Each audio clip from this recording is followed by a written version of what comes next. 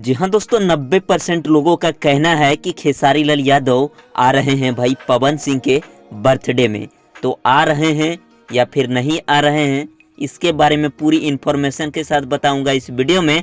तो सबसे पहले वीडियो को अंत तक देखिएगा। आप लोगों को एकदम पक्की जानकारी दे दूं कि भाई खेसारी लाल यादव पवन सिंह के बर्थडे पर 5 जनवरी को नहीं आने वाले हैं, क्योंकि इसके बारे में भाई हम नेक्स्ट वीडियो में बताएंगे क्या है कारण।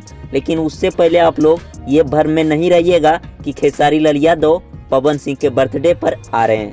हाँ, ये बात सही है कि दीपक सिंह ने भाई खेसारी लाल यादव को भी इनविटेशन भेजा है पवन सिंह के बर्थडे में शामिल होने के लिए। लेकिन 100% गारंटी देता हूँ खेसारी लाल यादव नहीं आ रहे हैं भाई, ये बात तय है।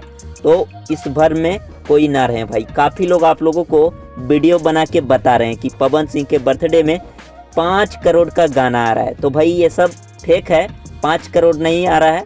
देखते हैं कितना करोड़ का आ रहा है, 5 जनवरी को पता चल जाएगा। मिलते हैं फिर नेक्स्ट वीडियो में।